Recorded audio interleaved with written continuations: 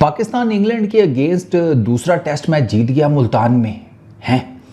सुनो अब कौन कौन निकल कर क्या क्या बातें कर रहा है। Mohammad Hafeez, Pakistan cricket need impactful performances like Kamran Ghulam 100, Salman Ali Agha 50, Sajid Khan 9 wickets and Noman Ali 11 wickets for winning cause, surely not PR agencies. PR agencies के ऊपर पहले बात कर लेते हैं। जितने बड़े बड़े क्रिकेटर्स होते हैं उनकी पीआर एजेंसीज़ होती हैं।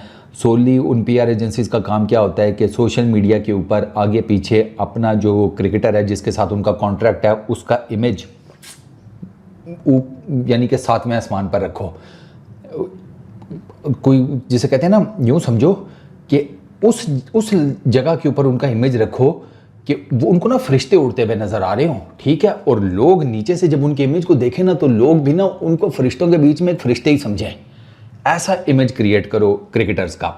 और ये सारों का ही है। हमारे भी इधर जो हैं जितने टॉप के क्रिकेटर्स उनकी पीआर एजेंसीज़ हैं, वो पीआर एजेंसीज़ उनसे पैसे पूसे भी लेती हैं, प्लस उनको जो ब्रांड्स की एंडोर्समेंट्स वगैरह दिलवाती हैं, इश्तिहार विश्तिहार एड्स वगैरह दिस दैट, और कोई और किसी किस्म का कोई मुनाफा बख्श काम कोई उनसे करवाती हैं तो उसमें भी अपना कमीशन रखती हैं, ठीक है ना। मिसाल के तौर पर आप मेरे पास आते हैं, मुझे कहते हैं बाबर आजम का एक हमने ऐड करवाना है। मैं चूँकि बाबर आजम का पीआर एजेंट हूँ, मैं आपको कहूँगा अच्छा जी इतने पैसे होंगे टोटल और इतना मेरा, तो वो अब आप उधर से भी ले लें, बाबर आजम से भी ले लें या एक साइड से ले लें, वो इट ऑल डिपेंड्स ऑन मतलब आपका जो भी एग्रीमेंट है। तो पीआर एजेंसीज ये काम करती हैं। फिर वो आपके सोशल मीडिया के ऊपर बड़े जिसे कहते हैं इमोशनल किस्म के आपके क्लिप्स भी लगाते हैं। मतलब आपका काम सोशल मीडिया के ऊपर चुप कर रखते हैं। और इसी वजह से हमारे ये जो क्रिकेटर्स हैं सो कॉल्ड, ये सोशल मीडिया की तो के ऊपर देखो तो ऐसा लगता था कि इनसे बड़ा कोई क्रिकेटर ही कोई नहीं, और ग्राउंड में ऐसा लगता था कि इनसे रेठा कोई नहीं है, ठीक है। सही दरकेनू किस्म की क्रिकेट खेलते थे ये ग्राउंड के अंदर। और सोशल मीडिया के ऊपर आप कहते थे कि डॉन ब्रैडमैन भी इनका जनाब जूठा पानी पीता होगा, जो जिस लेवल के ये हमारे प्लेयर्स हैं। तो हफीज़ भाई ने वही बात की है।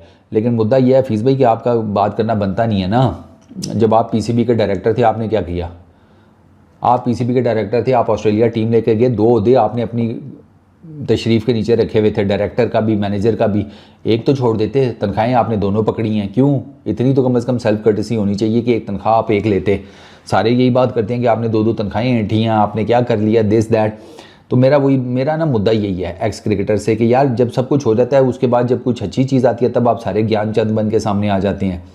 जब हो रहा होता है गलत उस टाइम पॉइंट आउट किया करो ना।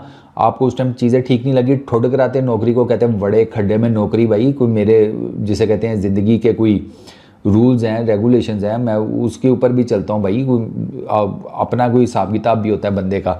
तो अब अगर आप कह रहे हैं कि पीआर एजेंसीज है तो ये दिस है तो दैट है, और इन लड़कों की नहीं है तो ज़ाहिर बात है नहीं है। इन लड़कों की पीआर एजेंसीज होती हैं तो ये कब का डेब्यू कर चुके होते और कब का पाकिस्तान के लिए खेलते चले आ रहे होते। और अल्लाह माफ़ी दे इन बेचारों का भी वही हाल होता है जो इस टाइम बाबर, शाहीन, नसीम और बाकी सब का है, ठीक है ना। हमसे कौन सी चीज़ थकी छुपी हुई है? आप जितना मर्जी मुंह के ज़रिए जिसको मर्जी जितना मर्जी बड़ा प्लेयर बना दें, बड़ा प्लेयर बनता है ग्राउंड के अंदर। भाई ये ग्राउंड में ऑन पिच उसकी एज ए बैट्समैन या एज ए बॉलर क्या परफॉर्मेंस है वो आपको बड़ा छोटा प्लेयर बनाती है इन टर्म्स ऑफ क्रिकेट। सिर्फ क्रिकेट की पॉइंट ऑफ व्यू से मैं बात कर रहा हूँ, बड़ा या छोटा इंसान होने के नाते नहीं, वो तो एक पैराडाइम ही डिफरेंट है। हमने देख लिया कि पीआर एजेंसीज़ ने बेड़ा गर्क किया। इन्हीं पीआर एजेंसीज़ की वजह से आपका जो फ्रेंचाइज स्ट्रक्चर्ड पीएसएल है उसका भी बेड़ा गर्क हुआ है। उसमें भी पीआर एजेंसीज़ का जिसे कहते हैं बहुत बड़ा रोल है। फिर फ्रेंचाइज़ के जो अपने लोग हैं उनका बहुत बड़ा रोल है। ये जो फ्रेंचाइजेज़ वालों ने पाकिस्तान की पीएसएल की अपना अपना ब्रांड एम्बेसडर, अपना अपना एक फेस बनाया, ये क्या चक्कर है? ये पीआर ही है सारी, और क्या है? ये सारी पीआर है गुरु।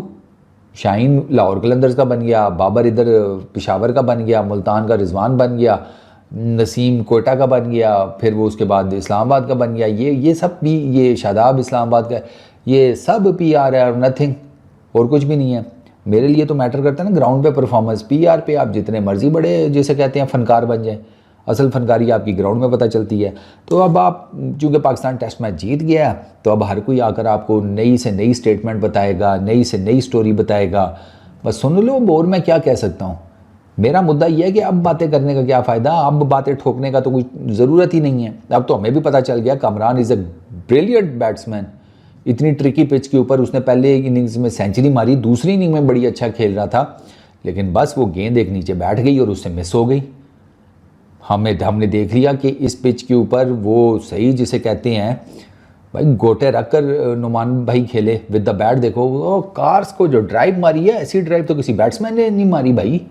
जो उन्होंने कार्स को एक on the of side drive मारी और इमीडिएटली उसके बाद एक जो पुल मारा, वो उसको ना सलमान अली आगा वो उससे पूछता है नुमान से, जब ये बैटिंग कर रहे थे, अब्बा कहते हैं नुमान भाई को इज़्ज़त के हिसाब से, अब्बा ये एक शॉट उन्होंने खेली लेग साइड पे नुमान भाई ने, तो वो कहते हैं अब्बा ये शॉट खुद खेली है या लग गई है? नुमान भाई आगे से कहते हैं तेरा भाई लारा बना हुआ था, मतलब आप ये तू, और उन्होंने फिर उसको ना कैमरे में तो नहीं दिखाया, लेकिन उन्होंने वो शॉट रिपीट करके दिखाई क्या ऐसे खेला था, क्योंकि आवाज़ आ रही थी, ऑडियो आ रही थी ना स्टम्प्स माइक से, और सलमान का एक्सप्रेशन आपको बता रहा था कि वो उन्होंने शॉट उसको खेल के दिखाई है कि भाई इस तरह मैं लारा बना था, इस तरह मैंने खेली है वो शॉट। तो ये तो कॉन्फिडेंस है भाई, क्योंकि वो नुमान भाई को भी पता है यार क्या बच गया पीछे मेरे लिए, वो फुल टाइम कॉन्फिडेंस से खेल रहे हैं। साजिद का सेम यही चक्कर है, कामरान का यही चक्कर है।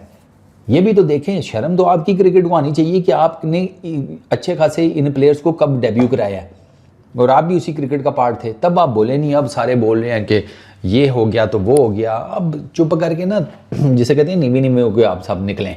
अब हम हैं और हमारे जो करंट प्लेयर्स हैं जो कि परफॉर्म कर रहे हैं वो हैं। बीच में हमें अब किसी एक्स क्रिकेटर की, किसी कमेंटेटर की, किसी एनालिस्ट की, किसी जिसे कहते हैं ना और ज्ञानचंद की बिल्कुल कोई ज़रूरत नहीं है। हमें पता है भाई हमने किसको सपोर्ट करना है और किसको नहीं करना। Thank you so very much, peace out.